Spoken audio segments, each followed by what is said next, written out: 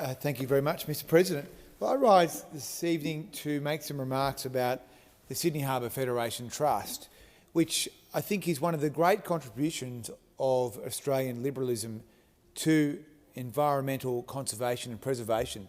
Now, this trust was set up almost 20 years ago today by the Howard government, and the Minister of the day, Robert Hill, said in announcing the plan for the Sydney Harbour Federation Trust that it would be established for a 10-year life and be required to manage the properties in accordance with the Howard government's goals of maximising public access to the sites, cleaning up contamination, rehabilitating bushland and preserving heritage buildings and features at the sites.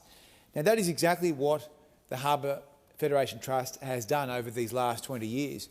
You now see extraordinary access to the public across these sites at Middle Head and North Head and, of course, further south. Now, as part of the Morrison government's commitment to the environment, we commissioned a review into the Harbour Trust 18 months ago, and I thought, as an active senator for New South Wales, that I would engage with that review.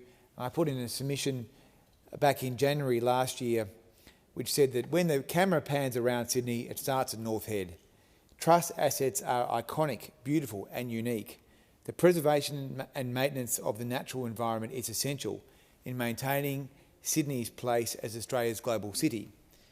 And that review, Mr President, has delivered a slew of recommendations which our government has adopted, funded and followed quite closely.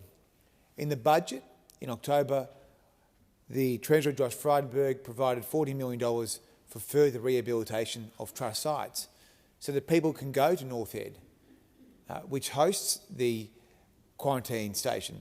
People can go to Middle Harbour, which hosts the iconic 10 terminal buildings.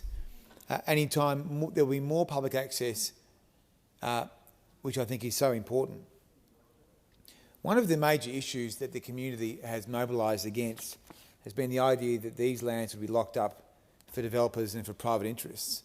And that is not something that our government was prepared to support. And in fact, in announcing the legislation yesterday that will embed this trust in perpetuity, the Minister said, Susan Lee said, we are ensuring the ongoing future of the trust and delivering on our commitment to keep its wonderful sites in public hands. And importantly, the Minister has dealt with this question of leasing by saying under the proposed leasing arrangements, commercial leases for appropriate sites will have a maximum term of 35 years, with leases longer than 25 years subject to disallowance in Parliament. So we have delivered a structure which has preserved these unique, pristine lands for public access. Over the 20 years, more of those buildings and more of those sites are now accessible.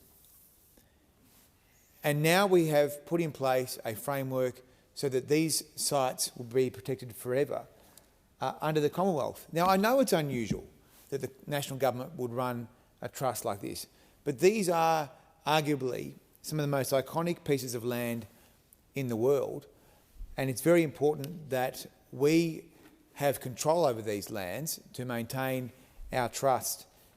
Now, I did want to touch on the extraordinary volunteer program.